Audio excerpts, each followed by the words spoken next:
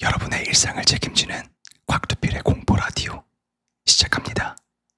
제가 첫 번째로 들려드릴 이야기는 대학생이 자취방을 구하면서 일어나는 일들이고요. 이제 마지막 이야기를 다 끝내고 들려드릴 이야기도 있으니까 한번 집중해서 들어봐 주세요.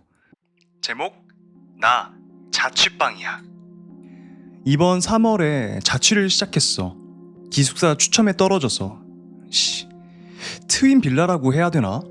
똑같이 생긴 4층짜리 건물 두 채가 기역자 형태로 놓여있는 곳인데 기역자 윗부분에 해당되는 건물에 내가 입주를 했어. 자취를 처음 하는 나는 목 좋은 자취방은 그렇게 빨리 빠지는 줄 몰랐지. 학교에서 좀 더 멀리 떨어진 곳은 괜찮은 원룸들이 존재하기는 하는데 나는 강의를 듣는 본관이 정문을 기준으로도 한참 안쪽으로 걸어가야 하는 곳이라 엿 같아. 내가 다니는 학교가 옆면으로 산을 끼고 있거든. 학교가 도심 바깥쪽에 위치해서 좀 외진 곳이라 가게들, 원룸촌, 규모 작은 아파트, 그리고 학교를 빼면 유동 인구가 많은 편은 아니야. 그래서 더 가까운 곳에 방을 얻고 싶었어. 동기 모임이라도 갖고 밤 늦은 시각에 집에 가려고 하면 많이 무섭잖아. 근데 나는 타이밍이 늦어서 학교 근처 자취방들은 다 빠지고 트윈 원룸의 기역자의 윗 막대기 거기 1층 방만 남아있더라고. 솔직히 1층이라 안전의 위험도 있고 웬만하면 다른 방을 얻고 싶었는데 주위에 마땅한 방이 없었어. 그래서 아저씨한테 이러이러한 부분이 염려된다고 말했더니 아저씨가 걱정하지 말라고 하는 거야. 복도에는 CCTV도 있고 남은 방은 창문이 뒤로 안 나 있대. 옆으로 나 있다고. 그래서 방을 보러 가봤더니 그 뭐라고 해야 되지? 기역자를 쓸 때 제일 윗부분, 시작하는 부분 있잖아. 윗막대기의 제일 왼편 부분, 거기에 위치한 방이더라고. 뭘 어떻게 지은 건진 모르겠는데 그 방만 방향이 기역의 시작 부분을 향해 창이 나 있었어. 아저씨가 뒤쪽 담벼락을 보는 것보다는 여기가 낫다고 추천하더라고. 옆에 다른 원룸이 있기는 한데 좀 덜 답답하다고. 1층이라 쇠창살도 박혀 있으니까 안전하다고. 창이 굉장히 작았거든? 사람 머리와 손바닥 2개로 창 하나의 넓이가 가려질 정도였어. 좀 꽤 작은 창이었다는 거죠. 창이 옆으로 난 방 말고 옆방도 비어 있었는데 그건 담벼락 쪽을 보는 거였어. 그러니까 안에서 보는 뷰가 별로였다는 거예요. 내가 고민하고 있으니까 아저씨가 어차피 방도 거의 다 빠졌고 싸게라도 빼는 게 이득이니까 한다고 하면 싸게 해주겠다고 했어. 1년 계약금에서 10만 원을 빼주겠다고. 혹했어. 사실 나는 가정 형편이 별로 안 좋아서 더 이상 지원받기가 어려운 상태였거든. 10만 원이 어디야. 그래서 원룸촌을 한 바퀴 더 돌아보고 그냥 그 방으로 한다고 했어. 딱히 갈 데도 없고 해서. 그렇게 계약하고 제일 왼쪽 방으로 정했지. 방 청소하고 다이소에서 필요한 물품 좀 사고 기숙사에서 짐 정리하고 창은 불투명 스티커가 붙어 있으니까 그냥 놔뒀어. 그래도 혹시 몰라서 창 아래쪽에 행거를 놓고 방이 전반적으로 깔끔한 편이라 다 정리하니까 제법 괜찮더라고. 그리고 그날은 푹 잤지. 학기가 시작하고 개강 모임한 날에 내가 좀 취했어. 알딸딸해서 집에 오자마자 이불만 깔고 바로 잤거든. 잘 자다가 술이 취하면 뭐 그런 거 있잖아. 입에서 단내 나면서 막 목마르고. 그래서 중간에 깨가지고 목은 마른데 움직이기는 싫어가지고 이불 위에서 계속 부비적 거리고 있었거든. 그런데 갑자기 이상한 소리가 들리기 시작하는 거야.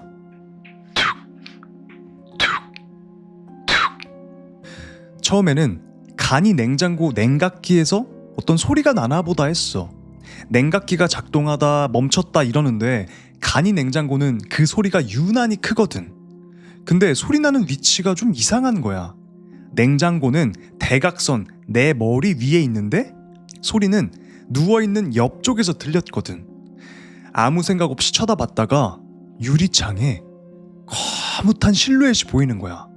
등에 소름이 쫙 끼쳤는데 이게 너무 놀라니까 비명을 지르거나 재빠르게 움직이지 못하겠더라고. 한 3초간 얼어있다가 막 달려가서 불을 켰는데 아무것도 안 보이더라. 무서운데 술김에 잘못 봤나 싶기도 했어. 그 일이 있고 며칠간 불 켜놓고 자고 그랬는데 그것도 뭐 또 다른 의미로 무서운 거야. 밖에서 보면 내 방만 화날 테니까. 아예 천으로 창을 막아버릴까 생각도 했는데 누가 내 방을 기웃거리고 있는데 나만 그 사실을 모른다고 하면 그건 또 그 나름대로 위험할 수도 있겠더라고. 좀 그렇잖아.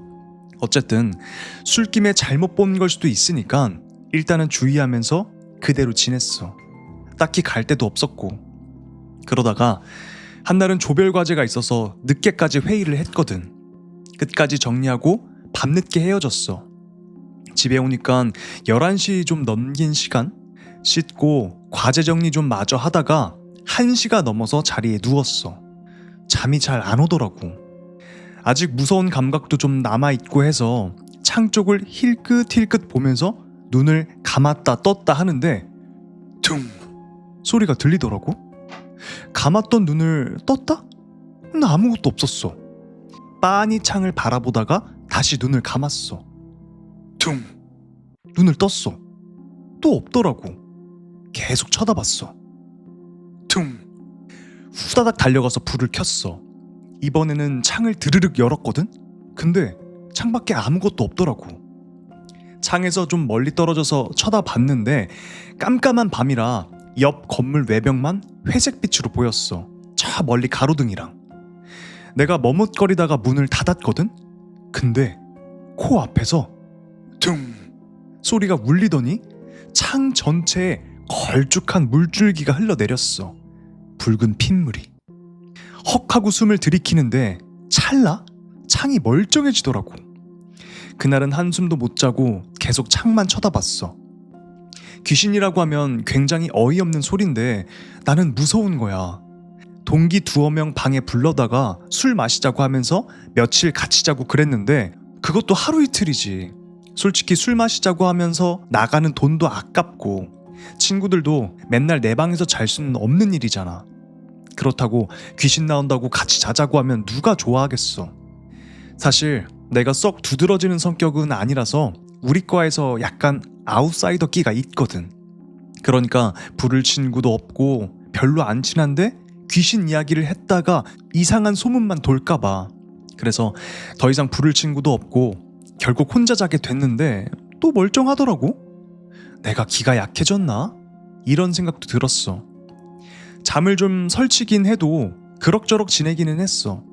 그런데 사람이 잠을 못 자니까 신경이 막 날카로워지더라고. 아무래도 자취하면 끼니도 거르고 그러니까 좀 안색이 안 좋았나 봐.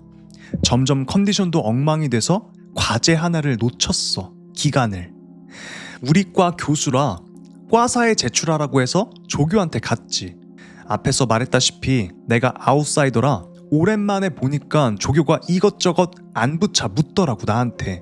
왜 이렇게 말랐냐, 공부는 잘 되어가냐 등등. 어디 말하지도 못하고 혼자 막 속에서 썩고만 있다가 이렇게 형식적으로라도 누가 안부를 물어오니까 그게 그냥 너무 고마운 거야. 그래서 막 친절하게 웃으면서 대답했지. 자취한다. 누구누구 교수 수업 어렵다. 뭘 이렇게 많이 물어봐? 아 그렇냐고 하면서 내가 하는 말들을 조교가 다 받아주더라고. 그래서 대화를 안 끊고 계속 이어나갔어. 내가 너무 적극적으로 나오니까 조교도 좀 당황한 눈치였는데 난 그냥 좋았지. 그러다가 어디 사냐고 조교가 물어보길래 트윈빌라 A동 산다 이러고 1층이라 좀 불편하다고 대답했어. 아 그러냐고, 거기 사냐고 조교가 말을 받아주다가 순간 트윈 빌라? 이러면서 표정이 좀 이상해지더라고.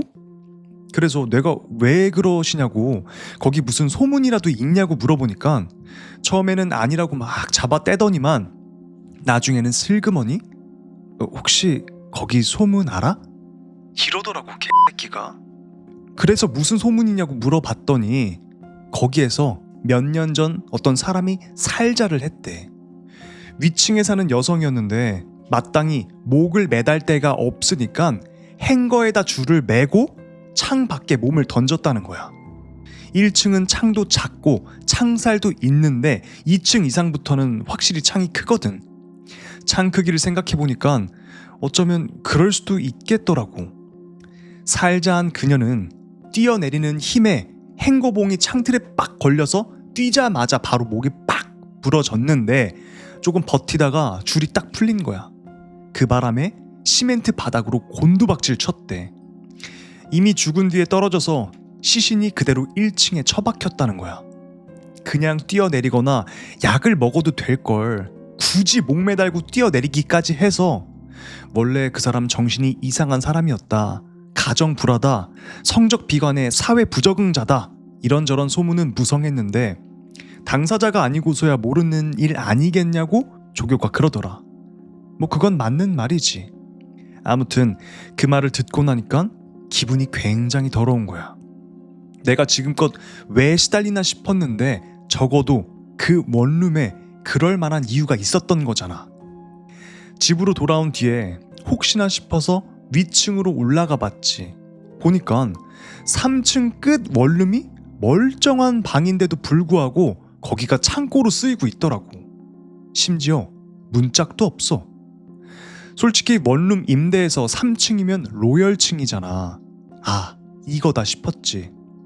그날은 주인 아저씨가 원룸을 비운 상태라 일단 보자고 이야기만 해놓고 친구한테 연락해서 하루만 묵게 해달라고 부탁했어.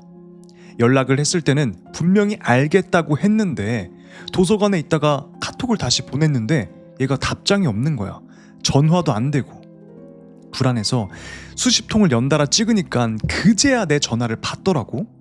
옆에서 막 왁자지껄한 소리와 함께.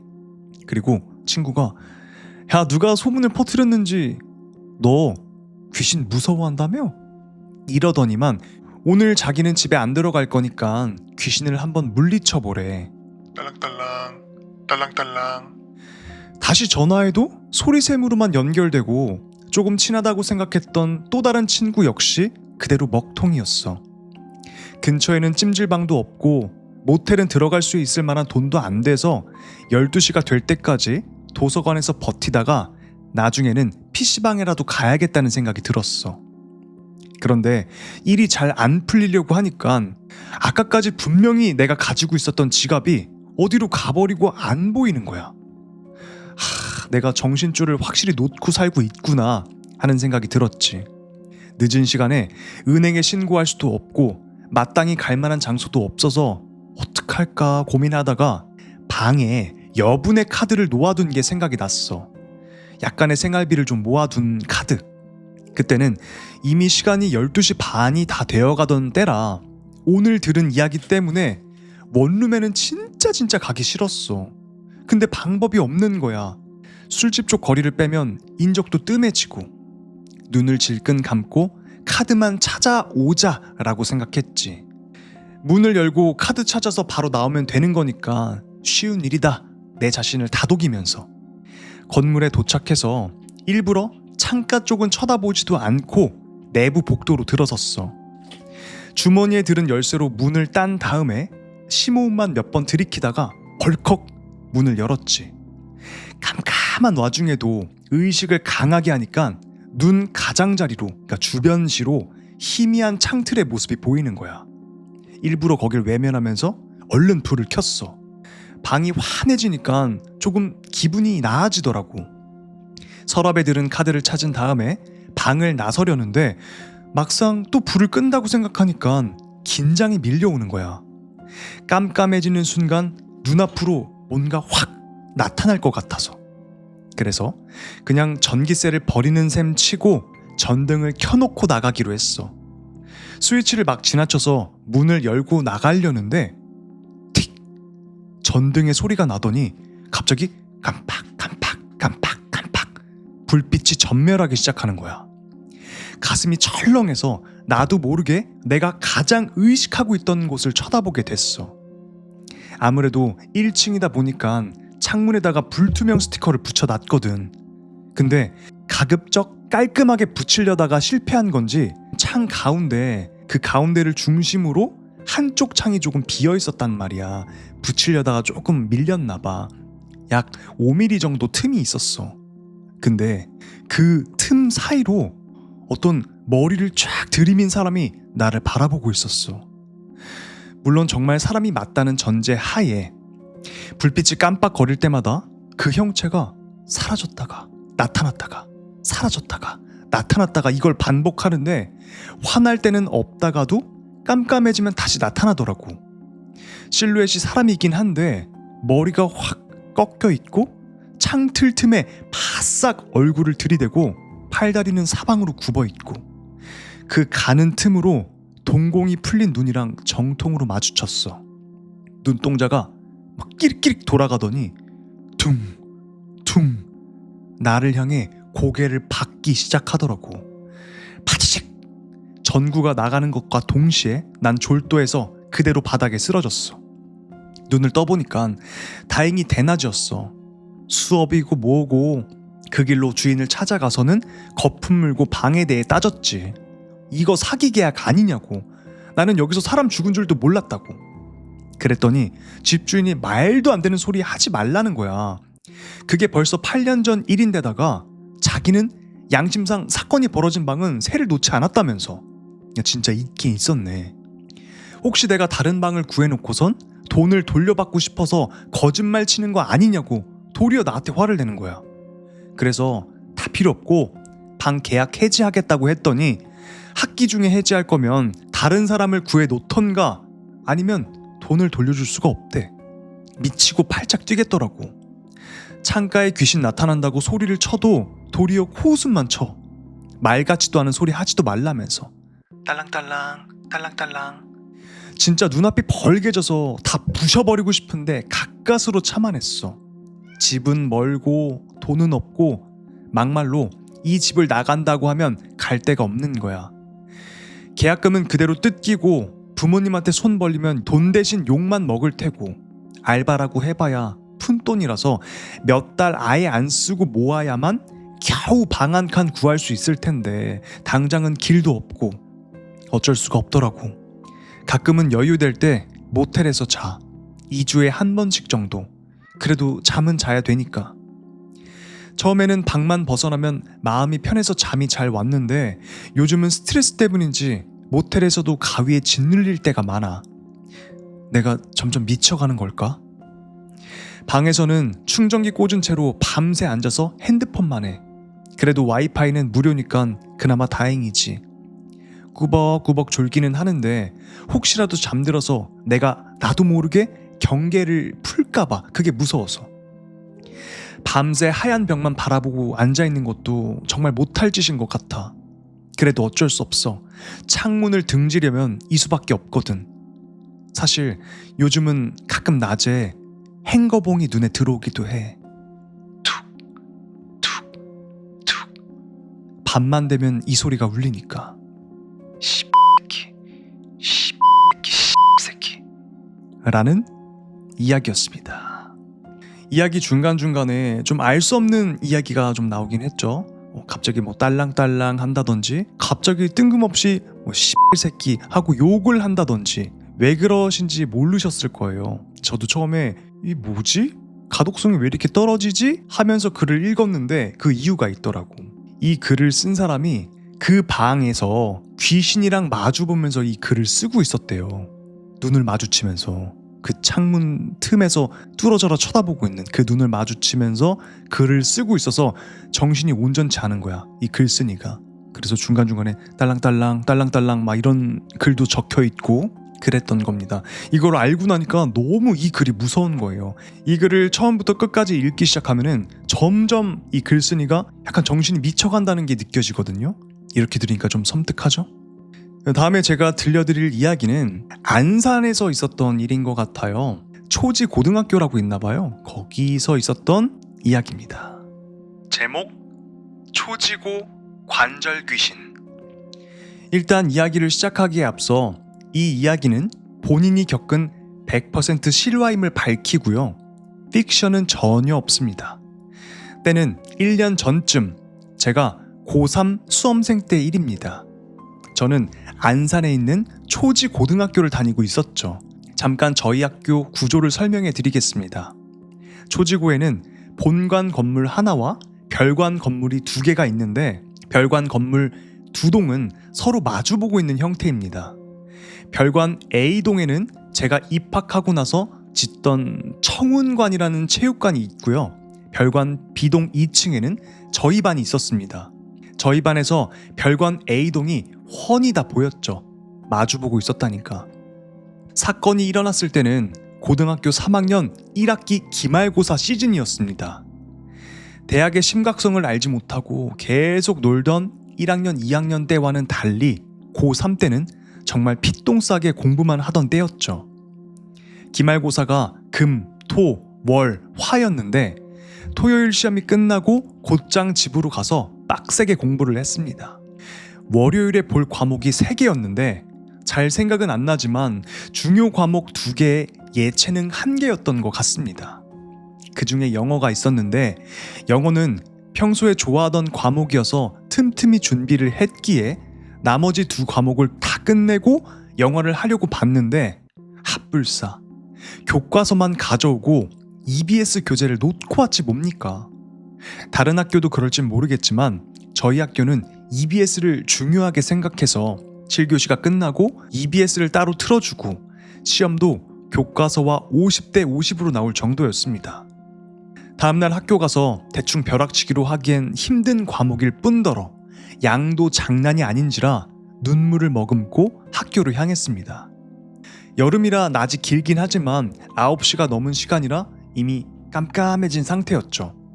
경험해보신 분은 아시겠지만 야심한 밤의 학교는 정말 오금이 저릴 정도로 음침하죠.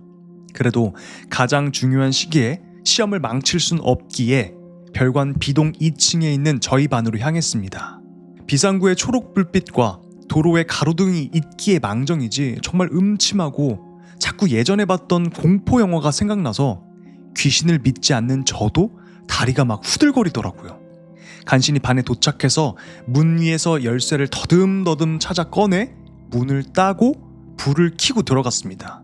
제 사물함을 열어서 EBS 교재를 꺼내고 나오려는 순간 위에서 언급했다시피 저희 반에선 반대편 별관 A동이 훤히 다 보입니다. 4층까진 교실이고 5층부턴 신설된 체육관이죠. 그 5층 체육관의 좁고 길쭉한 창문에 뭔가 언뜻 비치더군요. 사람 형상을 띠고 있는 그 무언가가 약간 부자연스러운 움직임을 보였습니다. 순간 저는 뭔가에 홀리기라도 한 듯 쳐다봤습니다. 공포란 감정이 나오기 전에 먼저 고개를 드는 호기심이었죠. 그때 당장 달려 나왔어야 됐는데. 그렇게 쳐다보고 있는데 순간 그 무언가의 눈이라고 생각되는 부분이 저와 딱 마주쳤습니다. 잘 생각이 안 나지만 분명 눈이 마주쳤다고 생각했죠. 그리고는 그게 씩 웃는 것 같은 착각이 들었습니다. 순간 등에 소름이 쫙 올라오고 공포란 감정이 스멀스멀 올라오더라고요. 순간 그것이 창문에서 싹 사라졌습니다. 전 정말 안도의 한숨을 쉬었어요. 엄청 쫄았죠. 근데 별관 A동은 1층부터 5층까지 이어져 있는 계단이 모두 유리로 되어 있었어요. 사람이 오르고 내리는 게 다 보이도록 설계가 되어 있던 거죠. 창문에서 사라진 그게 관절이 목, 어깨, 팔꿈치, 손가락, 무릎, 발목 등 몸통에 달린 관절이란 관절은 진짜 모조리 기이한 방향으로 꺾으면서 엄청나게 빠른 속도로 계단을 막 뛰어 내려오더군요. 정말 5층에서 1층까지 도달하는데 10초? 그 정도 걸린 것 같아요. 시야에 모두 들어오는 거리쯤 왔을 때 그것의 본 모습을 봤습니다. 온몸이 불에 그을린 것처럼 새까맣고 제가 눈이라고 생각했던 곳은 뻥 뚫려 있었고 입은 끔찍할 만큼 찢어져서 피를 질질 흘리고 있더라고요. 그리곤 제가 있는 교실 건물로 미친 듯이 뛰어오더니 건물로 들어왔습니다. 그 관절들을 모조리 막 꺾으면서. 그때까지만 해도 저는 그냥 멍하니 그것을 쳐다보고 있다가 건물로 들어오는 모습을 보고 퍼뜩 정신을 차렸습니다. 그리고는 정말 태어나서 처음 하는 생각이 떠올랐습니다. 저거한테 잡히면 나 죽는다. 머릿속에 온통 그 생각이 도배가 되면서 무작정 뛰었어요. 그것이 들어온 반대편 현관으로 정말 죽어라 뛰었습니다. 진짜 태어나서 그렇게 빠르게 뛰어본 건 처음인 것 같아요.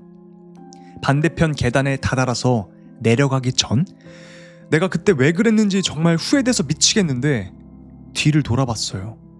술래잡기 할 때 술래가 어디 있는지 확인하는 것 같이 그것이 다 올라와서 복도를 가로질러서 다가오고 있더라고요. 제가 있던 교실 부근쯤. 아시겠지만 학교 복도는 소리가 굉장히 잘 울리죠. 그리고 그때는 아무도 없는 고요할 때라 그것이 관절을 꺾으면서 내는 그 이상한 소리가 생생하게 들리더라고요. 그냥 들어도 온몸에 소름이 돋고 막 오금이 저리는데 그 소리와 함께 그 형체가 보이니까 정말 미치겠더라고요. 그리고 그것의 속도로 생각했을 때 금방 잡힐 거라는 불안감 때문에 다리가 후들거려서 제대로 뛰지도 못하겠고 죽고 싶었습니다. 그렇게 미친 듯이 뛰고 정신을 차려보니 저는 정문을 벗어나 학교 밖에 나와 있었습니다.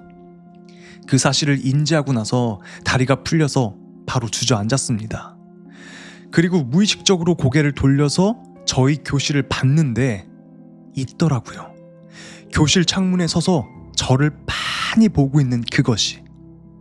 바로 벌떡 일어나서 집까지 전력 질주해서 도망갔습니다. 날도 더웠는데 미친 듯이 10분간 뛰니까 집에 도착했을 때는 이미 땀에 쩔어 있었죠. 그 후 공부고 뭐고 다 때려치우고 씻지도 못하고 방에 처박혀서 밤새 덜덜 떨었어요. 난생 처음 겪어보는 미스테리한 일이라 공포는 배가 되었죠. 그렇게 밤을 꼴딱 새고 나니까 시험 걱정이 돼서 아침 일찍 학교로 갔습니다. 벼락치기라도 해야 됐기에. 등교 시간보다 1시간 일찍 가니까 선생님도 없고 아직 등교하는 애들도 없어서 적막하더군요. 하긴 6시 반에 사람이 많을 리가 없겠죠, 학교에. 자연스레 어제 일이 생각나면서 또 무섭더라고요.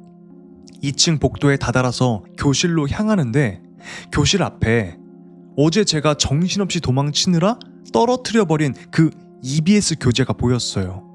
근데 가까이 가서 교재를 주워든 저는 정말 기절할 뻔했습니다. 교재에 한 손으로 잡은 듯한 핏자국이 남아있더라고요. 선명하진 않았지만 누가 봐도 손자국이라고 생각할 만한 핏자국이. 너무 무서워서 눈물이 찔끔 나왔습니다. 바로 교재를 북북 찢어서 저희 건물 옆에 있는 분리수거장에 버렸습니다.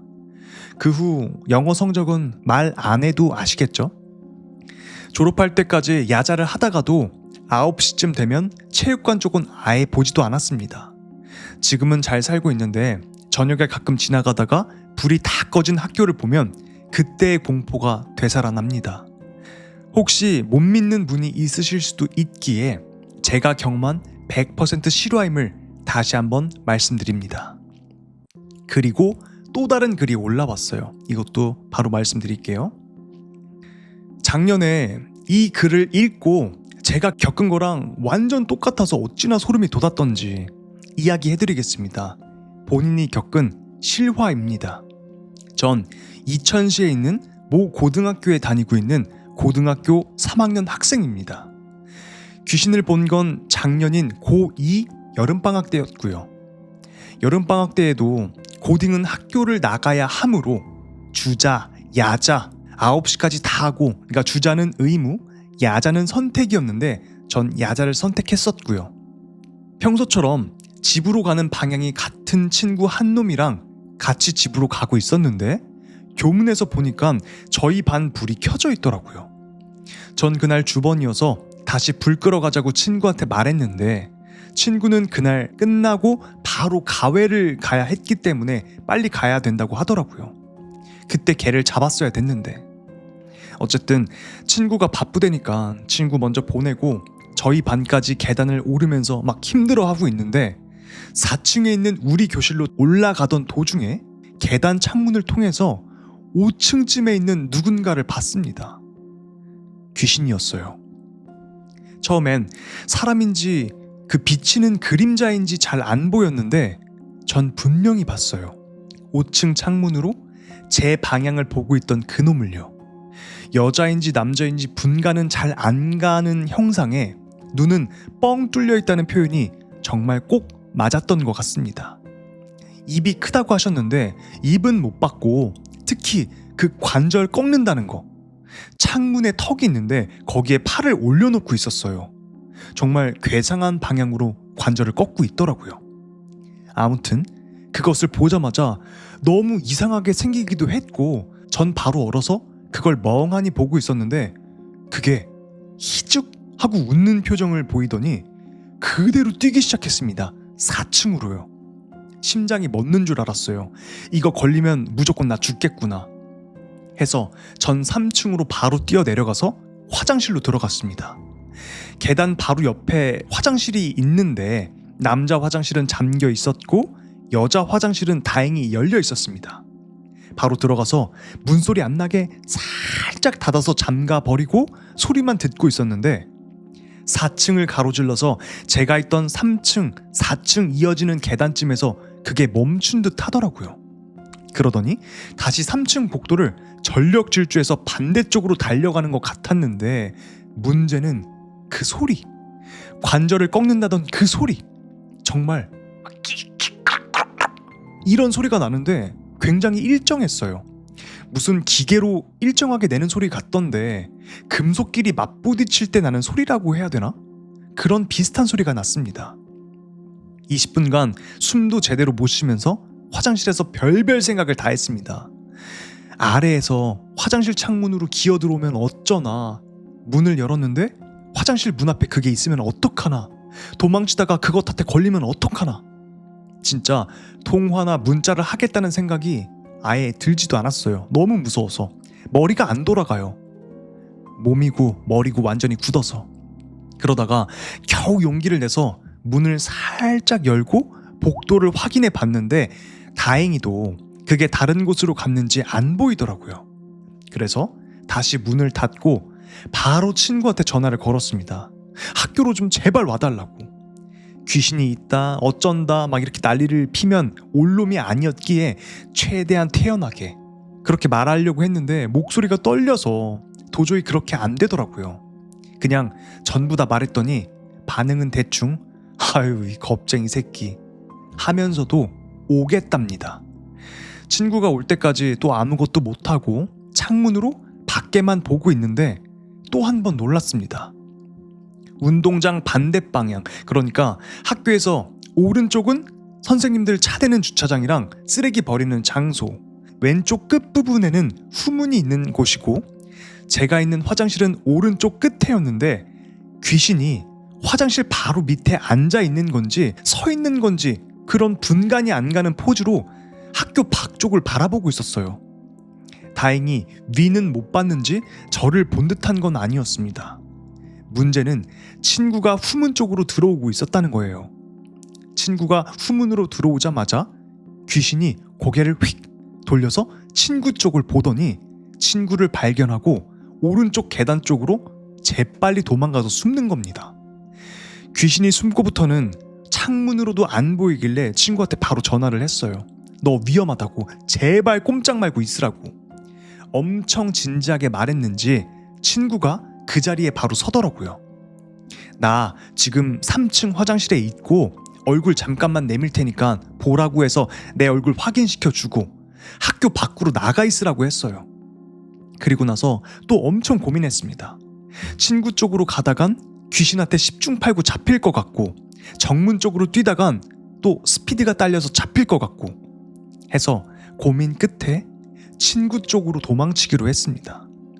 귀신을 마지막으로 본 게 1층 오른쪽 계단 쪽이니까 전 3층에서 반대편 왼쪽 계단까지 가서 1층으로 내려온 순간부터 후문을 향해 젖먹던 힘까지 쥐어짜내서 뛰었습니다. 친구도 말도 없이 그냥 덩달아 뛰더라고요. 근데 뛰면서 살짝 귀신이 숨은 쪽을 봤는데 멀어서 잘 안 보이긴 했어도 귀신이 얼굴을 살짝 내밀고 후문 쪽을 계속 보고 있었습니다. 아마도 친구가 들어오는 걸 기다리고 있었던 것 같아요. 진짜 너무 놀래고 무서워서 기침이 막 나고 목에서 피맛이 날 때까지 뛰었어요. 그날은 친구한테 사정사정해서 집에 같이 좀 가달라고 했죠. 거의 30분 정도를 티격태격 하다가 결국은 같이 왔습니다. 다음날은 불 안 끄고 갔다가 담임쌤한테 혼났고요. 그렇게 여름방학도 끝나고 작년 가을, 겨울쯤에 인터넷에서 무서운 이야기를 읽다가 그 영화에서 사람이 놀래면 눈 동그래지잖아요. 그것처럼 눈이 완전 동그래져서 저 글을 읽었어요. 이거 내가 겪은 이야기구나 하면서 까먹었던 것도 다시 생각나고 또 한 번 무섭더라고요. 라는 이야기였습니다. 이 초지고에서 나타난 관절 귀신을 봤다는 이야기를 누가 썼는데 너무나 자기 이야기랑 똑같은 거예요. 아, 저 사람도 봤구나. 그렇다는 거는 이 관절 귀신을 본 사람이 2명인 거잖아요. 이 서로 다른 사람이 같은 귀신을 봤다고 한다면 정말 그곳에는 높은 확률로 그게 있지 않을까 생각을 합니다. 이 관절 귀신 외형을 설명할 때 까맣게 그을렸고 눈알은 없었고 뻥 뚫려 있었고 입은 막 찢어져가지고 피를 흘리고 있었다고 했어요. 특징은 온몸에 관절이 꺾여 있었다고 했죠. 제가 생각을 해보건대 아마도 불에 타서 죽은 시신이 아니었을까. 불에 타면은 온도가 높을 거 아니에요. 온도가 높으면은 쪼그라들잖아요, 사람 근육이. 그래서 이게 관절이 꺾인다는 소리를 제가 들은 것도 있어요. 그래서 아마 불에 타서 죽은 사람이 그 원기가 돼서 이 학교에 머물고 있었던 거 아니었을까 생각을 해봅니다. 여러분들은 어떻게 생각하세요? 귀신의 정체는 뭐였을까? 특히 여러분들 국내 괴담 재밌게 듣고 계신가요? 재밌게 듣고 계신다면 좋아요 한 번씩만 부탁드리고요. 구독 안 하신 분들 구독 부탁드리겠습니다. 계속해서 국내 괴담을 이야기해드리겠습니다. 다음은 조금 짧은 이야기로 한번 머리 식히고 가보도록 하죠. 다음에 들려드릴 이야기는 모텔, 호텔 이런 숙박업소에 존재하는 미신들에 대한 이야기를 해드리겠습니다. 바로 이어서 다음 이야기 들려드리도록 하겠습니다. 다음 이야기입니다. 제목: 숙박업소에 존재하는 10가지 미신.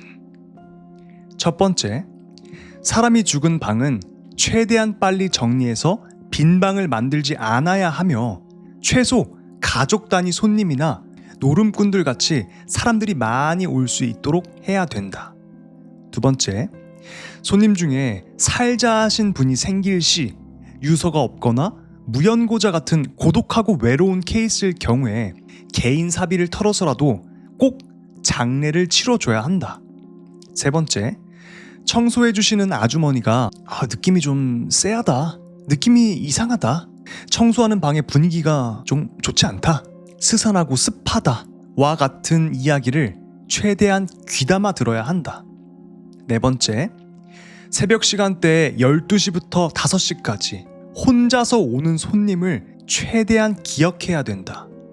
이쪽 계통에 오래 일하신 분들은 들어오고 나가는 체크인, 체크아웃과 손님의 수를 웬만하면 잘 기억해 두시는데 아주 가끔씩 아무리 계산해 보아도 없는 사람이 있다고 한다. 그럴 때마다 꼭 좋지 않은 일이 터진다고. 다섯 번째, 동물을 싫어하더라도 강아지, 고양이 같은 반려동물을 키우는 것이 좋고 이름이 명시되어 있는 목걸이를 상시 착용해 두어야 하며 고기와 같은 에너지가 많은 음식을 자주 주어야 한다고 합니다. 그리고 플로어, 그러니까 층, 숙박업소 층의 산책을 같이 자주 할 것. 여섯 번째, 스님이 오시면 최대한 잘 대접해 드리고 친절하게 모실 것. 일곱 번째, 년에 한 번은 꼭 반드시 마지막 층 계단 구석구석마다 소금을 많이 깔아두고 그 위에 양초를 올린 뒤 불을 붙일 것. 여덟 번째, 목류병으로 방에서 갑작스럽게 튀어나온 사람이 있을 경우에 그 방에, 그 욕조에 소금물을 가득 채워주어야 함. 아홉 번째, 유독 전구가 수명이 빨리 닳는 방이 있다면 창문 구석에 소금을 놔둘 것. 열 번째, 별 이상이 없는 방임에도 불구하고 사건 사고가 많고 인명사고가 있는 방에는 침대 밑에 소금을 둘 것. 이라는 이야기였습니다. 자, 이제 한번 이야기를 해보도록 하죠. 첫 번째는 사람이 죽어나간 방에는 최대한 빨리 정리를 해서 빈 방을 만들지 말래요. 최소 가족 단위 손님이나 노름꾼 같이 사람들이 많이 오잖아요. 노름꾼들. 그렇게 해가지고 기운을 눌러야 되나 봐요. 안 그러면 거기는 계속 음습하고 귀신이 자리를 잡을 수 있다는 거지. 그래서 최대한 빨리 정리하고 양기를 불어 넣어줘야 된다. 그게 첫 번째 이야기였던 것 같고, 두 번째, 누가 거기서 방에서 살자를 했는데 이 사람이 뭐 가족도 없고 유서도 없고 그냥 죽은 거야. 그럴 때는 개인 사비를 털어서라도 장례를 꼭 치러줘야 된다고 합니다. 아니면은 갈 데도 없고 누가 장례를 치러주지 않으면은 거기에 그냥 지방령으로 빡 박힌다는 거지. 그리고 세 번째, 이거 중요한데, 그 방을 청소해 주시는 뭐 이모님이 될 수 있고 삼촌이 될 수도 있는데, 이분들이 방을 치우시다가 느낌이 좀 쎄하다, 여기 좀 이상하다, 습하다, 분위기가 좀 이상하다 하면은 그 이야기를 귀담아 들어야 된다는 거죠. 사람이 특히나 한국 사람들은 누구나 신기가 조금씩 있대요. 그래서 이걸 캐치하는 거지. 그 방에 계속 들어가서 청소를 하시니까 알 거 아니야. 이 방하고 저 방하고 느낌이 다른 거는 분명히 더 잘할 거 아니야, 청소하시는 이모님들이. 그래서 이모님들이 해주시는 말씀을 잘 들어야 된다. 그리고 이상하면 거기에 뭔가 조치를 해야 된다. 그리고 네 번째, 이거 좀 무서웠는데, 새벽 시간대 12시부터 5시까지 혼자서 오는 손님을 기억해야 된다. 그러니까 들어올 때는 사람이 있었는데 나갈 때 그 사람이 없는 경우가 있대요. 그럼 뭐야? 귀신인 거잖아. 그리고 그 귀신인 사람이 어떤 방에 들어갔는지도 알아야 된다는 거죠. 왜냐? 조치를 해야 되니까. 근데 너무 좀 무섭겠다. 그 하루 종일 모텔 그 숙박업소에서 지키고 있을 거 아니에요, 테이블에서. 그 운영하시는 분들은. 근데 분명히 누가 들어왔는데 나가질 않아. 그래서 방을 다 청소하고 비우고 봤는데 사람이 없어. 그럼 그 사람은 어디 갔냐고. 그러니까 잘 기억해야 된다. 그 사람이 어떤 방에 들어갔는지. 그리고 다섯 번째, 동물을 싫어하더라도 키우는 게 좋대요. 근데 여기서 좀 특이한 게 있었어요. 동물을 키우되 목에 이름이 있는 그 목걸이를 상시 착용해 두어야 된대요. 왜 그럴까? 이름이 있어야만 어떤 효력이 있는 걸까? 이 이름이 갖는 힘이 굉장히 크다는 거는 제가 알고 있거든요. 그래서 이름이 명시되어 있는 목걸이를 걸어두라고 하는 것 같아요. 그리고 얘네가 좀 힘을 쓰려고 하면은 에너지가 많이 필요할 거 아니에요. 고기와 같은 에너지가 많은 음식을 주어야 된다고 합니다. 그리고 모텔 층층마다 산책을 해줘야 된대요. 밖에서 산책하는 것도 중요하지만 모텔 안에서, 호텔 안에서 그 층을 이렇게 산책하는 게 중요하다고 합니다. 그러면서 좀 몰아내는 건가 봐, 안 좋은 기운을. 그쵸? 그리고 여섯 번째, 스님이 오시면 최대한 잘 대접해드리고 친절히 모실 것. 근데 이거는 어떤 손님이 오더라도 친절히 대접해야 되는 거니까 넘어가면 될 것 같고, 일곱 번째, 매년 한 번 꼭 마지막 층 계단 구석구석마다 소금을 깔아두고 그 위에 양초를 올린 뒤 불을 붙여야 된대요. 이거 왜 그럴까요? 여러분, 이거 어떻게 생각하세요? 귀신이 들어오는 걸 막는 걸까요? 아니면 이 호텔방, 이 모텔 안에 있는 귀신을 달래주는 걸까요? 뭘까요? 굳이 소금을 깔아둔다는 거는 귀신을 차단하고자 하는 행동이거든요. 소금을 넘어오지 못하니까. 근데 소금을 깔아두고 그 위에 양초에 불을 붙이라. 이거는 왜 그럴까? 그래서 여러분들이 생각은 어떠신지 댓글로 남겨주시면 좋을 것 같고요. 여덟 번째, 목류병으로 방에서 갑자기 튀어나온 사람이 있을 경우는 그 방에 욕조에다가 소금물을 가득 채워줘야 한다고 합니다. 이거는 알 것 같아요. 물론 그냥 목류병일 수도 있겠지만 목류병이라고 보이는데 사실은 귀신이 빙의해가지고 이 사람을 조종한 걸 수도 있잖아요. 그쵸? 그렇기 때문에 높은 확률로 그 방에는 귀신이 있다는 거고, 귀신은 습한 걸 좋아해요. 방에서 가장 습한 곳이 어디죠? 주방이랑 화장실이죠. 근데 숙박업소에는 주방이 없을 확률이 높으니까 화장실에 10중 8구 있다. 그래서 그 욕조에다가 소금물을 가득 채워서 안 좋은 기운을 떨쳐내야 된다 라는 것 같습니다.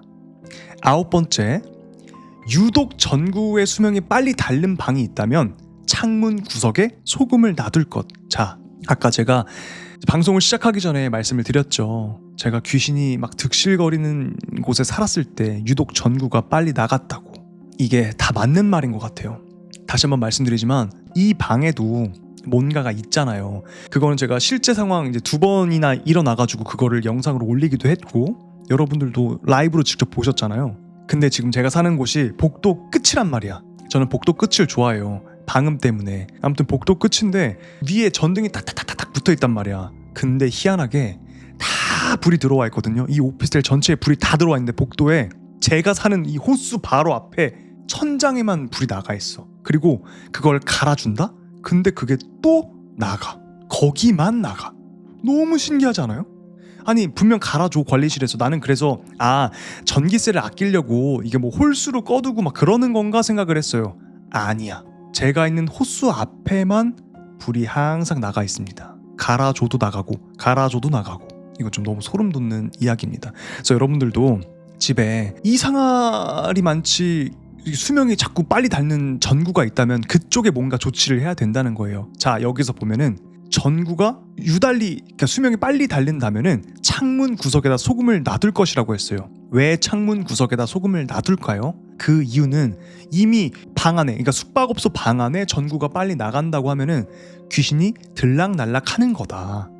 높은 확률로 창문을 통해서 들어왔다 나갔다 할 거니까 그걸 방지하기 위해 창문에다가 소금을 놔둘 것이라고 한 것 같아요. 숙박업소뿐만 아니라 그냥 우리 일반 가정집에도 통하는 말인 것 같으니까 여러분들도 전구가 빨리 닳거나 이상하다 왜 저러지? 하면은 창문 구석에다 소금을 놔두세요. 그리고 여러분들 소금 이렇게 칠 때 그냥 맛소금 같은 거 치면 안 돼요. 알죠? 굵은 소금이 좋고요. 그냥 소금은 안 되고 햇빛에 좀 양기를 쫙 머금은 소금을 놔둬야 됩니다. 뿌리는 것도 그걸 뿌려야 돼요. 저 모르고 막 장례식장 갔다 오면은 소금이 집에 없을 때는 그 순대 먹다가 남은 양념 소금 뿌리고 했거든요. 아무짝에도 소용이 없는 거야. 그래서 여러분들도 웬만하면 집에 창가 쪽에다가 굵은 소금 좀 이렇게 쫙 머금어 놓은 다음에 그거 쓰시면 될 것 같습니다. 자, 그리고 10번째, 별 이상이 없는 방임에도 불구하고 사건 사고가 많고 인명사고가 있으면은 침대 밑에다가 소금을 두래요. 물론 이것도 똑같은 말인 것 같아요. 숙박업소뿐만 아니라 우리 일상생활에서도 요즘 왜 이렇게 자꾸 사건 사고가 많고 내 주변에 왜 그럴까 하시면은 침대 밑에다가 주무시기 전에 양기를 머금은 소금을 좀 둬보시는 것도 도움이 되지 않을까 생각을 합니다. 숙박업소에 존재하는 10가지 미신이었고요. 다음 이야기도 국내 괴담을 하나 말씀드리도록 하겠습니다.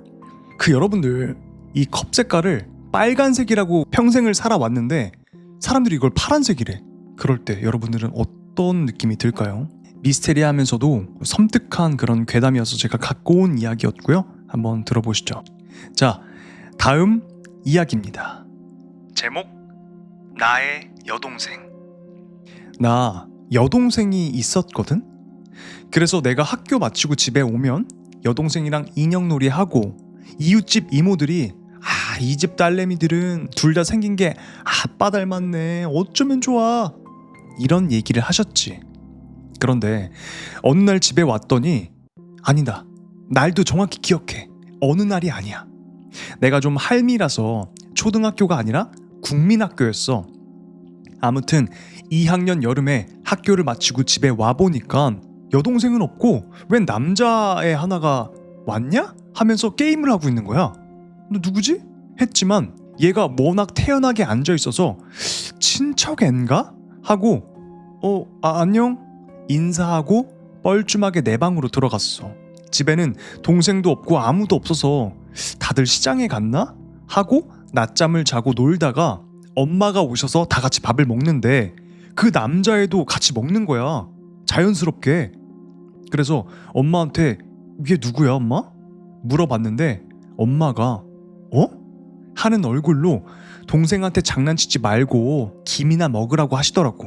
그래서 뻘쭘해서 그냥 밥을 다 먹고 내 방에 혼자 있는데 동생은 또 어디 갔나 걱정되잖아. 여동생 집안 분위기도 적응 안 되고.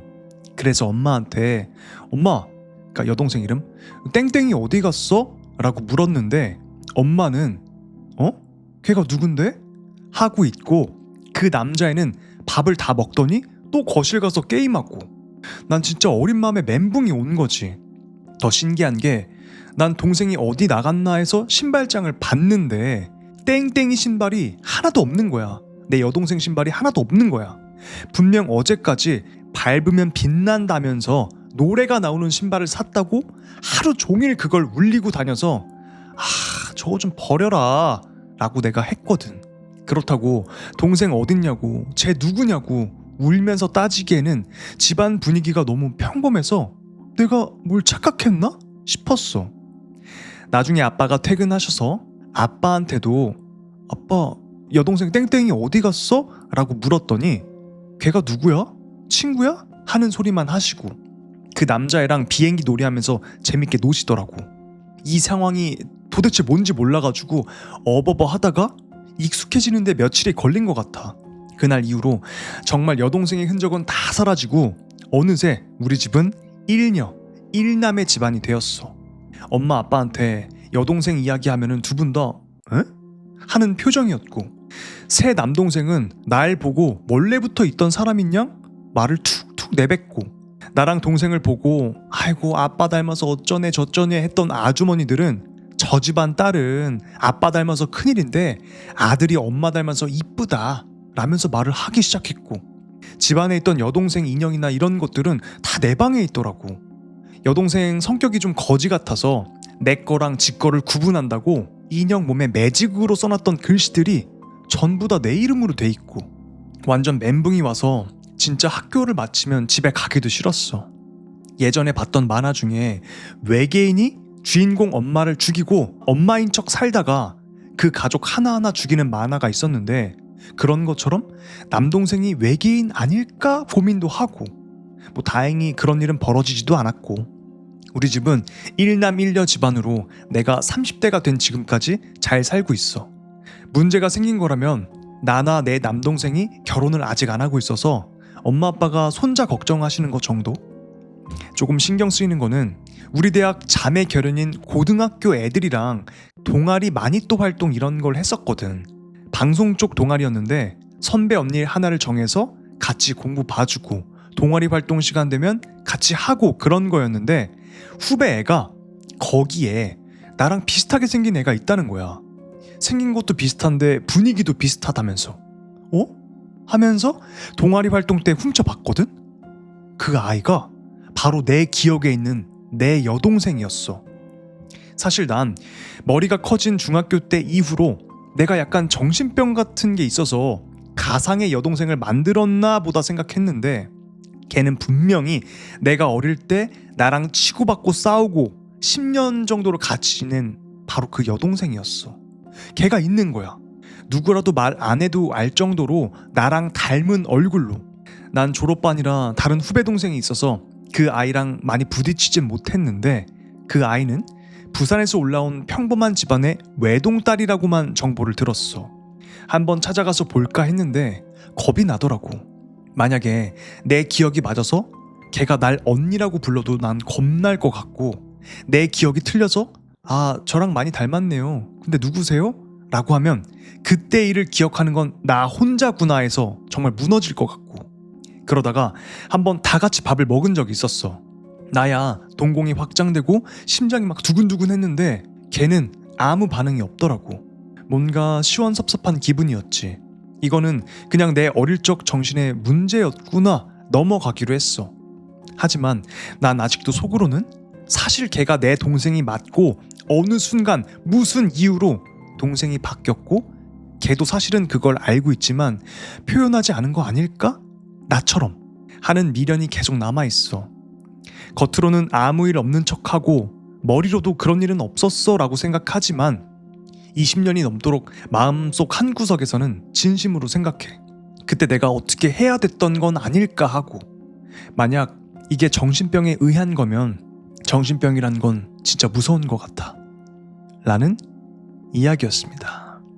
이번 이야기는 근데 이거 댓글을 제가 좀 봤거든요. 근데 의외로 공감하시는 분들이 굉장히 많더라고요. 분명히 이렇게 알고 있었는데 좀 크다 보니까 이게 아예 달라지고 그런 경험이 많다고 하더라고요. 혹시 여러분들 중에 그런 분이 계실까요? 누구는 또 그러더라고요. 약간 평행세계에 왔다 갔다 했던 거 아닐까? 여러분들은 어떻게 생각하시나요? 대체 이게 뭘까? 왜 이런 현상이 생겼을까? 어떤 영화처럼 세상 모두가 날 속이고 있는 걸까? 아니면 내가 정신병이 있는 걸까? 아니면 평행세계에 갔다 왔던 걸까? 과연 뭐였을까요? 내가 알고 있던 게 모든 게 부정되는 그런 상황이 오면은 난 정말 멘붕이 올 것 같아. 이게 그냥 뭐 귀신이 안 나온다고 해서 안 무섭고 그런 게 아니라 정말 좀 무서운 것 같아요. 이게 일어날 수도 있는 거니까. 평행세계라는 건 아직 우리가 입증하지 못한 과학적인 문제인 거잖아요.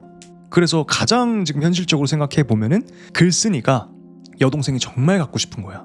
그래서 상상 속에서 만들어냈다. 근데 여기 글에 나오는 걸 보면은 글쓴이도 알고 있었어요. 내가 혹시 정신병이 있어서 상상 속으로 동생을 만들어낸 걸까 했는데 그 동아리에서 마주친 후배가 내 기억 속에 있던 여동생이었어요. 그러니까 여태까지 본 애가 아니라 그날 처음 봤는데 내 기억 속에 있던 내 여동생이랑 똑같았던 거야. 그래서 지금 이 글이 무서운 거예요. 그냥 정말 망상? 상상 여동생? 그랬을 수도 있어. 하지만 이건 좀 경우가 달랐어요. 정말 내 기억 속에 있는 여동생이 내 눈앞에 있었으니까. 모두가 이 글쓴이를 속이고 있던 건 아닐 것 같아. 평행세계였을까요? 대체 뭐였을까? 미스테리합니다. 자, 다음 이야기는 우리가 장례식장에서 좀 겪을 수도 있는 그런 일이에요. 짧은데 굉장히 충격적인 글이어가지고 갖고 온 이야기입니다. 한번 잘 들어보세요. 자, 다음 이야기입니다. 제목: 너무 떠드는 장례식장 옆 빈소. 지금 어머니의 빈소를 지키는 중입니다. 이제 조문객도 없고 앉아서라도 눈 좀 붙이고 싶은데 옆 빈소 어르신께서 손주들이랑 마이클 잭슨의 문워크를 추네요. 자꾸 우리 빈소 앞까지 넘어오면서 춤을 추는데 애들이랑 떠드는 소리가 너무 큽니다. 목소리를 조금 낮춰달라고 요구하면 혹시 기분 나빠할까봐 걱정이네요. 이런 글이 올라왔어요. 근데 이 글에 달린 댓글이 있었습니다. 그 마이클 잭슨의 문워크 아시죠? 뒤로 이렇게 걷는 거, 앞으로 걸어가는 것 같지만 뒤로 가는 거. 이 글에 달린 댓글입니다. 그거 문워크를 추는 게 아니라 귀신이 걷는 걸 본 걸 수도 있습니다. 귀신은 원래 사람의 행동을 반대로 하는 거 아시죠? 귀신이 박수 칠 때 손등으로 한다는 소리 다들 한 번씩 들어보셨죠? 제가 봤을 땐 제사밥을 얻어 먹으러 온 잡귀들인 것 같습니다. 라는 댓글이 달렸습니다. 이게 처음에는 그냥 본문을 읽고 우스꽝스럽게 생각을 했었어요. 옆 빈소 어르신이 그 노인분이 문워크를 이렇게 추면서 애들이랑 같이 떠들고 있으니까 약간 좀 우스꽝스럽잖아요. 근데 이 댓글 하나로 너무 소름이 돋는 거야. 사실 옆 빈소 어르신께서는 죽은 사람이었던 거죠. 귀신이었던 거야. 손주들도 살아있는 손주들이 아니라 같이 딸려온 귀신일 수도 있습니다. 잡귀들이 왔다 갔다 한 거죠.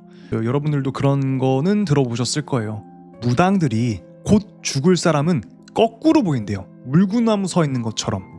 그리고 귀신들은 박수를 이렇게 치는 게 아니라 손등으로 친다는 거죠. 걷는 것도 그냥 앞으로 걷는 게 아니라 뒤로 걷는 거지. 그래서 지금 너무 피곤한 상태에서 어머니의 빈소를 지키다가 본 옆 빈소의 그것은 제사밥을 먹으러 온 잡귀였을 것이다 라는 이야기였습니다. 손등박수, 누군가 저주한다는 일본 괴담을 본 것 같은데 맞아요. 우리가 누군가 축하해주거나 막 이럴 때 이렇게 박수를 쳐주잖아요. 근데 거꾸로 하면은 죽어라 죽어라 하는 저주라고 합니다. 어우, 소름 돋아. 제가 들려드릴 다음 이야기도 조금 유명한 이야기라고 해서 갖고 오긴 했거든요. 이것도 상상하면서 들으시면은 좀 무서울 이야기입니다. 뭐 혹자는 이 글이 외국에서 파생된 글인데 이제 국내에 맞게 변형이 되었다라고도 말을 하는데 뭐 이 자체로 저는 무서워서 갖고 온 이야기였습니다. 자, 바로 들려드리겠습니다. 다음 이야기입니다. 제목: 귀신 쫓는 주문. 지인이 어렸을 때 어떤 아파트로 이사를 갔었는데 그 집이 좀 스산하고 한여름에도 서늘하고 어두침침한 집이었어. 근데 거기 들어간 이후로 가족들이 좀 이상해지기 시작했지.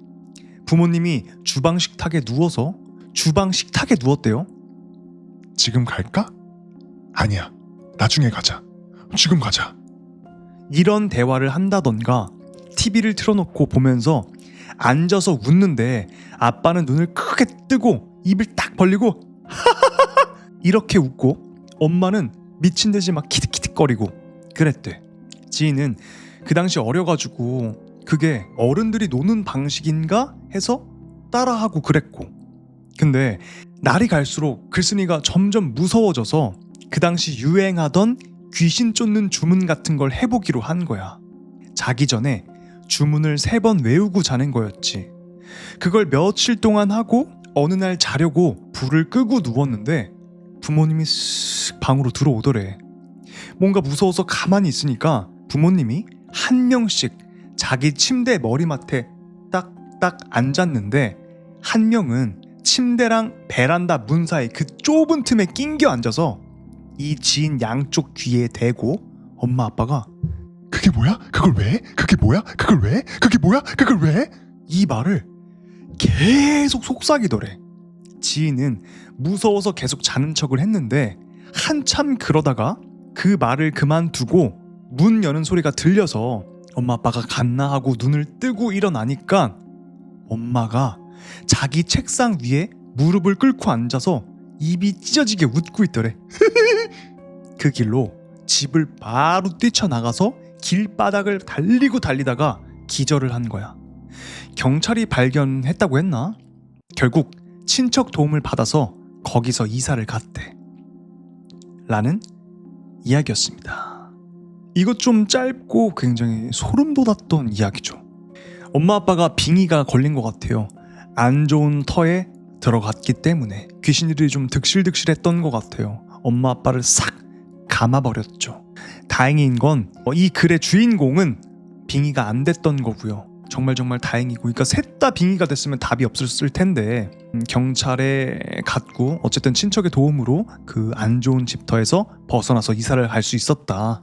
두필자 표정도 너무 무서웠어요. 저도 약간 순간순간 연기할 때 빙의가 되곤 합니다. 확대해야지 편집할 때.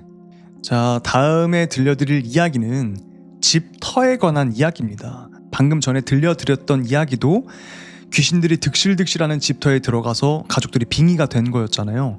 이 집터에 관한 이야기입니다. 바로 들려드리도록 하겠습니다. 다음 이야기입니다. 제목 집터.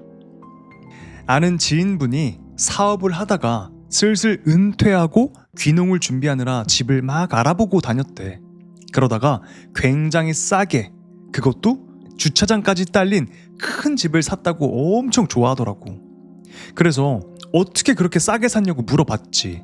그랬더니 그 시골에 정식 4대 종교 중 하나의 종교시설이 들어왔었는데 그게 망하고 건물과 주차장이 통째로 매물로 나와서 그걸 샀다는 거야. 정식 4대 종교란 기독교, 불교, 천주교, 하나는 뭐죠? 3대 종교는 알겠는데 이게 하나는 모르겠네. 아시는 분은 말씀해 주시고요. 어쨌든 그게 망해가지고 건물과 주차장이 통째로 매물로 나와서 그걸 샀다는 거죠. 아, 교회도 망할 수가 있는 거구나. 그래도 그렇게 싸게 살 수가 있나 싶었는데 그 다음 말이 기가 막혔어. 거기 귀신 나와서 싸게 살 수 있었어. 귀신이요? 하고 물었더니 정말 그렇다고 하더라고. 원래 그 시설이 지어질 때부터 동네 주민들이 계속 말렸대. 여기는 뭐뭐 때문에 안 된다, 다른 데다 지어라, 이렇게 반대를 했는데 그 종교인이 모두 신 앞에 굴복할 것이다 라면서 건물 올리는 걸 강행했다는 거야. 근데 그 뒤로 이상한 일이 계속 생겼대. 주민들도 발길을 끊고 종교인과 그 가족들에게도 뭔가 안 좋은 일이 계속 생겼는데 뭐 정확히 뭔지는 모르겠지만 결국 급하게 건물을 처분하고 도망치듯 떠났다는 거야. 여기가 귀신이 나온다고 소문이 막 돌아가지고 아무도 안 사니까 결국 원래 가격보다 훨씬 싸게 내놨고 지인분이 그걸 샀던 거지. 나는 너무 걱정이 돼서 그런 데서 사셔도 괜찮겠냐라고 물어봤어. 근데 손사래를 치면서 본인은 그런 거 안 믿는다고 하더라고. 주민들은 그냥 자리 문제 때문에 싸운 걸 거고 종교인은 돈을 많이 들여서 지었는데 사람이 안 오니까 스트레스를 받아서 그렇게 이상해진 걸 거야. 나는 그런 거 하나도 안 무서워. 이런 식으로 말하면서 결국 그 건물을 샀고 살던 지역과 귀농할 지역을 왔다 갔다 하면서 귀농 준비를 계속했어. 한 번은 그 집으로 초대를 했는데 나는 안 갔어. 솔직히 좀 무서워서. 근데 갔다 온 지인이 그러는 거야. 야, 거기 진짜 스산하고 무섭다? 그냥 공간이 넓어서 나는 그런 느낌이 아니라 아예 그 느낌 자체가 달라 라면서. 그리고 결정적으로 원래 종교인이 종을 매달아 놨다가, 그러니까 원래 건물을 세운 종교인이 종을 매달아 놨대요. 근데 지인이 이사를 오면서 그 종을 떼버렸대. 근데 매 정각마다 종이 울리는 소리가 난다는 거야. 딸랑딸랑 딸랑딸랑. 그 얘기를 듣고는 진짜 더더욱 가기 싫어졌어. 그게 벌써 몇 년 전 얘긴데 그 집을 산 이후로 지인이 하는 일에 자꾸 악재가 터졌어. 사업도 잘 안 되고 자식들도 문제가 생기고 결국 연락까지 끊겼거든. 근데 최근에 우연히 다시 보게 됐어. 그 지인을. 그러더라고. 사업은 완전히 망해버렸고 자식들도 크게 문제가 생겨서 돈이 계속 들어가고 본인도 아프고. 그래서 귀농도 포기했고 결국 집을 샀던 거보다 완전 헐값에 팔아버렸대. 그러면서 하는 말이 진짜 섬뜩했어. 거기 진짜 뭐가 있는 것 같아.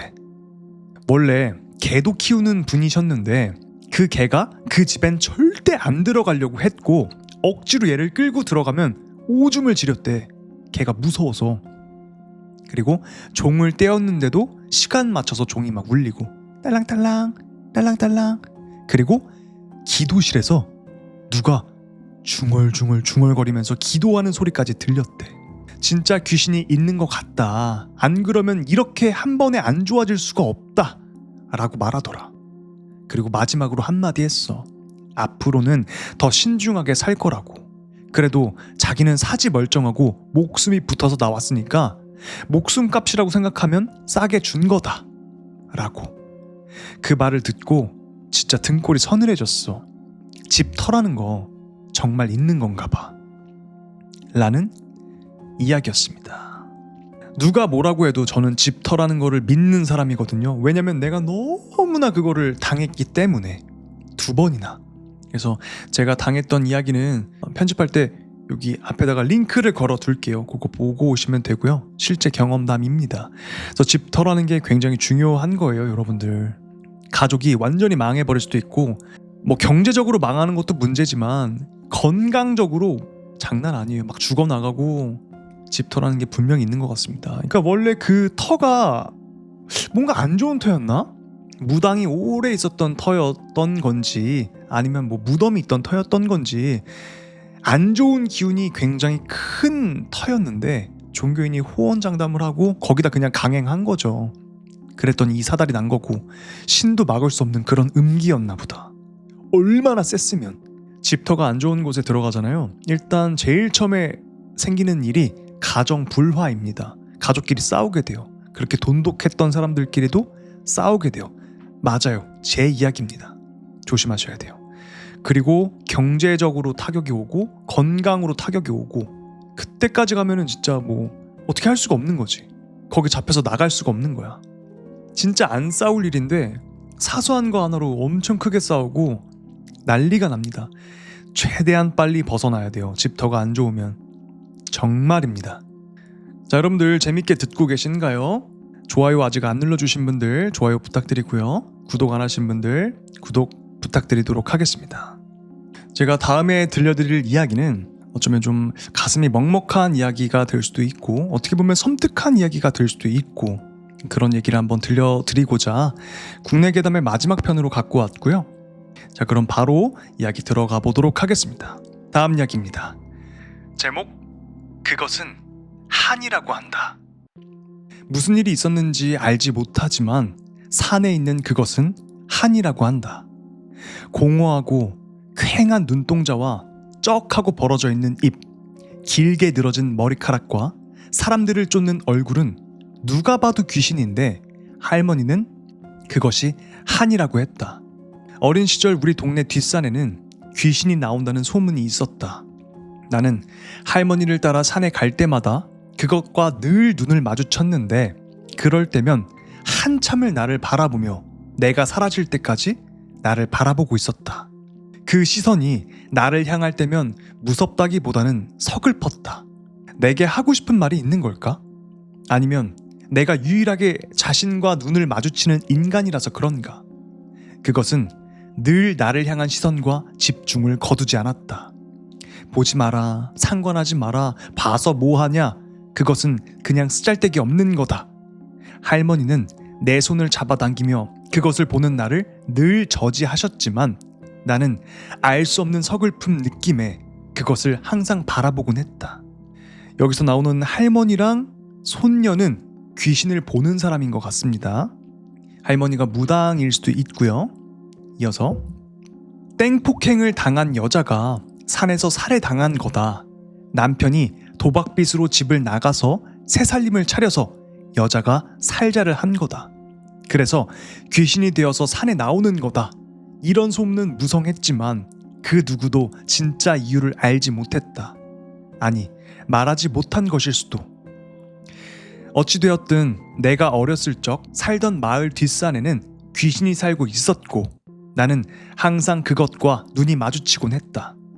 할머니, 옛날에 산에 다녔을 때 봤던 귀신 기억해? 그걸 갑자기 왜? 어젯밤 꿈에 나왔어. 생리대를 만지시면서 내게 이것저것 설명해 주시던 할머니가 가만히 나를 바라보시다가 이내 다시 시선을 거두셨다. 이제 몸가짐 잘하고 남자한테 함부로 몸주면 안 돼. 알겠지? 엄마 없이 자라고 아빠도 집에 잘 안 들어와서 그런다고 그거 욕 듣는 거야. 알겠어. 근데 그게 왜 지금 내 꿈에 나타난 걸까? 17 여름밤 나는 꿈에서 어릴 적 보았던 한 맺힌 귀신을 보았다. 그 귀신은 여전히 공허하고 퀭한 눈동자로 나를 바라보았고 나는 무언가 서글프고 괴로워서 한참을 그것을 바라보았다. 그리고 잠에서 깼을 때 나는 생리를 시작했다.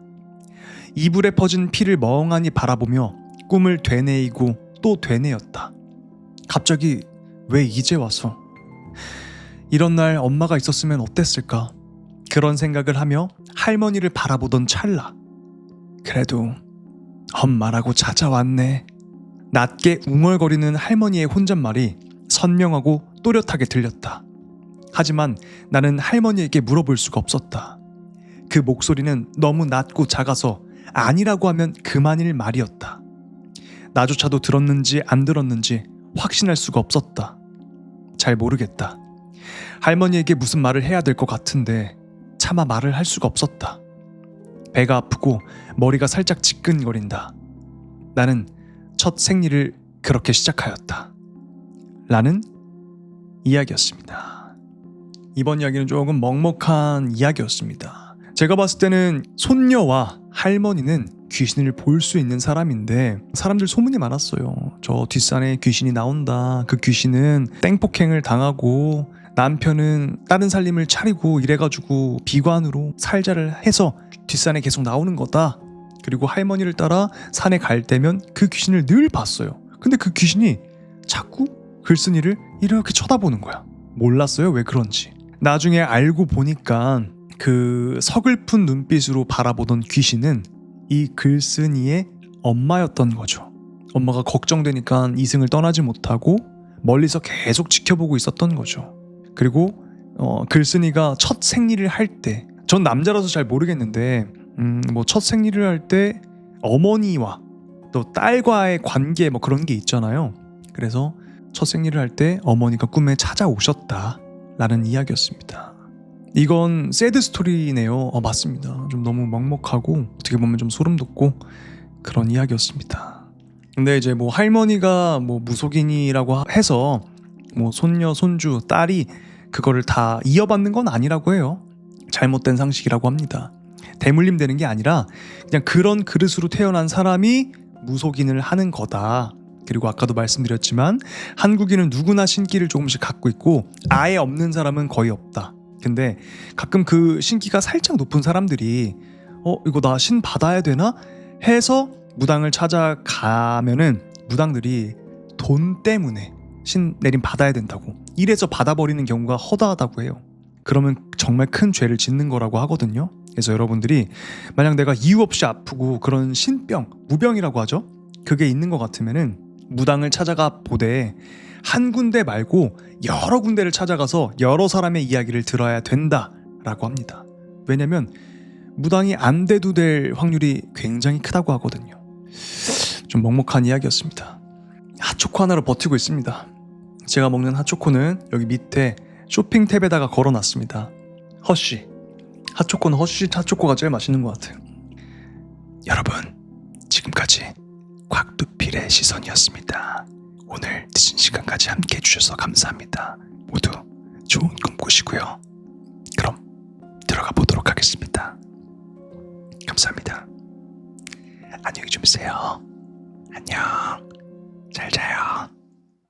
하나, 둘, 셋.